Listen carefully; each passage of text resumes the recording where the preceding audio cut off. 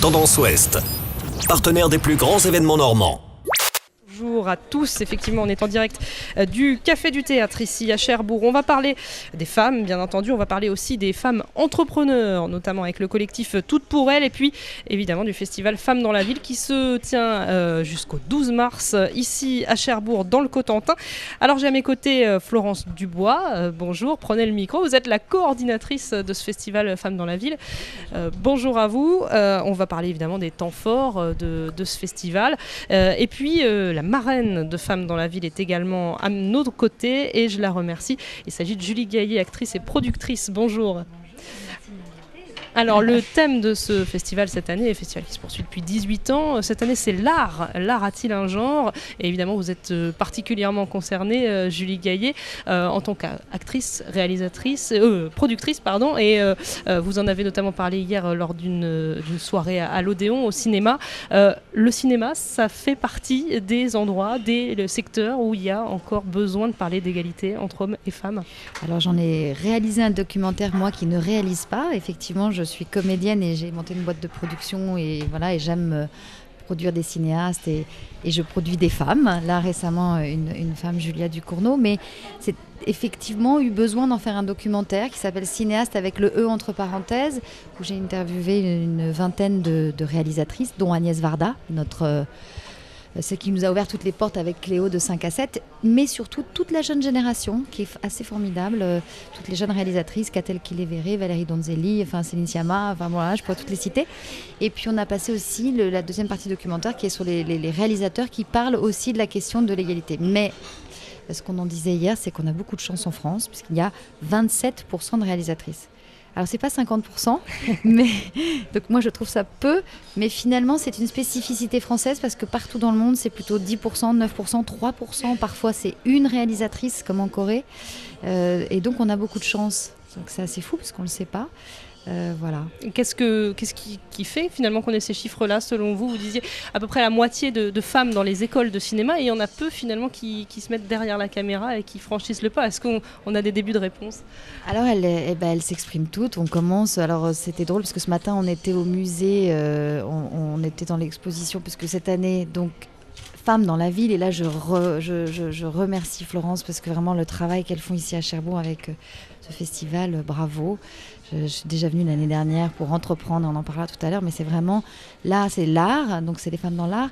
Et il y a une expo absolument merveilleuse, mais courez la voir au musée Thomas Henry, c'est juste Thomas à côté. Henry, excusez-moi, voilà. Et vraiment d'avoir très beau musée qui vient d'être fait. Et l'expo est merveilleuse. Il y a, c'est très choquant même, on en est sorti un peu bouleversé.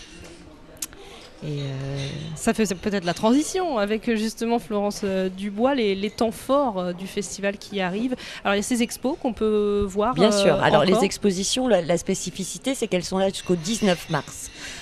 Et la deuxième spécificité, c'est qu'il y a la décision que le musée soit gratuit pour l'occasion, pendant toute la durée de l'exposition du festival Femmes dans la ville. Donc là, on a accueilli une centaine de lycéennes et lycéens qui n'avaient jamais mis les pieds dans ce beau musée qu'on a inauguré il y a 1 an maintenant, et avec une exposition d'art contemporain en plus du musée des collections habituelles.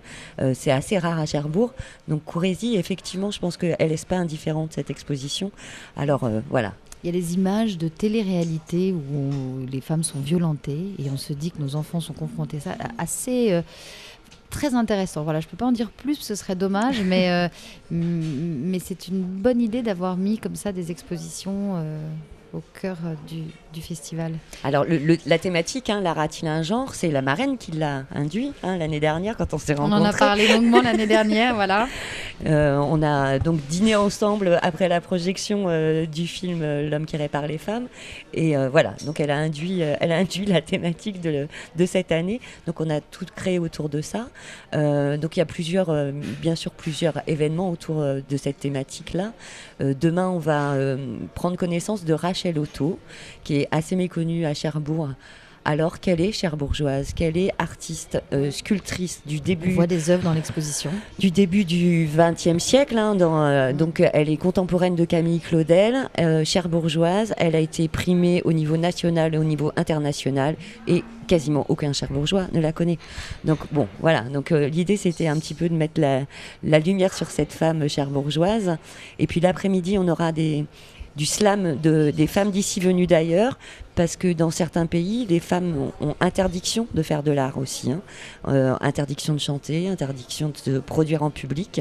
Et là, on a la chance d'avoir sur le territoire des femmes de tous horizons et qui ont travaillé depuis le mois de septembre à faire du slam, à monter sur scène. Voilà. Donc ça, ce sera à découvrir voilà. notamment au Casar à 14h demain. On va se quitter quelques instants. On va laisser Vianney prendre l'antenne en quelque sorte.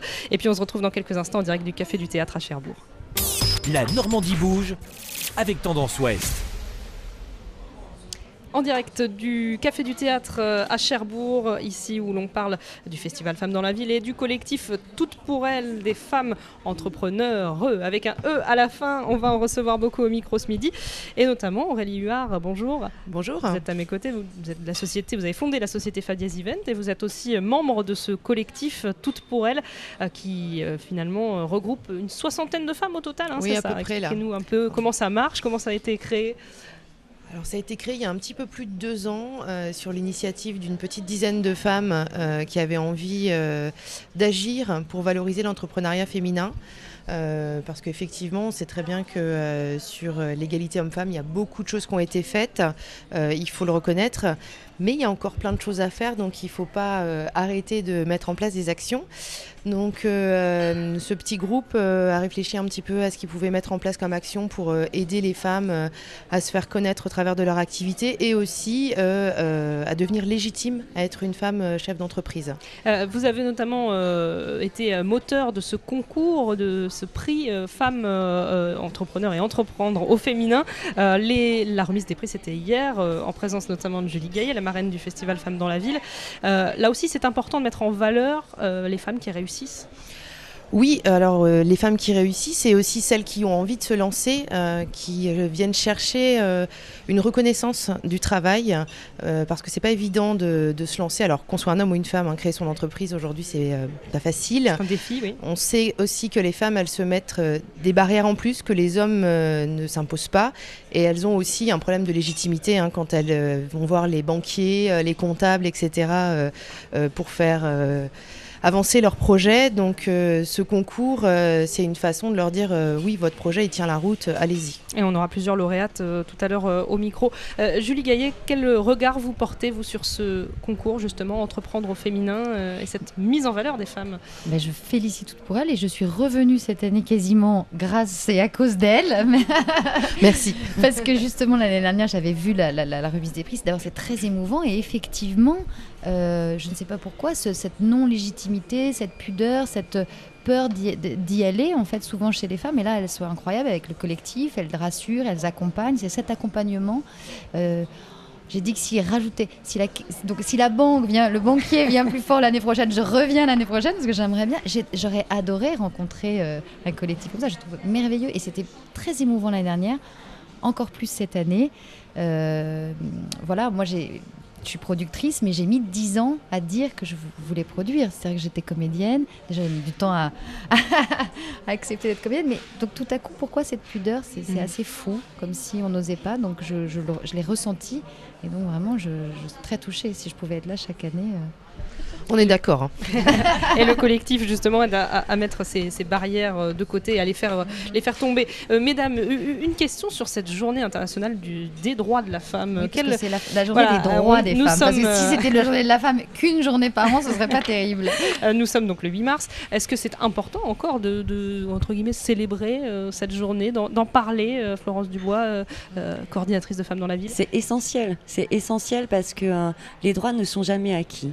Et si on reprend Simone de Beauvoir, il suffira d'une crise pour que les droits seront remis en question systématiquement. Et c'est vrai. Et on le voit dans d'autres pays qui ne sont pas bien éloignés. En Russie, ils viennent d'abroger ce qui se passe autour des violences conjugales comme un délit, et ça n'en est plus un. Voilà. Donc on voit bien que c'est jamais acquis. Donc il faut être vigilant. Effectivement, comme le soulignait Julie Gaillet, sur certains points en France, on peut se dire ouais, ça va, le droit des femmes, c'est bon, quoi. Eh ben, c'est pas si bon que ça quand on creuse, mais on a aussi un devoir de mettre en lumière pour que d'autres femmes, d'autres pays osent se lancer. Et enfin voilà, d'être une locomotive, c'est aussi super important. Il ne faut pas s'auto-centrer, il faut voir aussi la diversité. Et c'est bien une journée internationale pour les droits des femmes. Et cette journée internationale, pourvu qu'elle ne dure pas encore trop longtemps, on en est tous... moi, la première, si je pouvais être au chômage, j'y serais volontiers pour cette raison-là. Les droits et l'égalité entre hommes et femmes, c'est important. On se retrouve dans quelques minutes en direct du Café du Théâtre de Cherbourg. Tendance Ouest, partenaire des plus grands événements normands.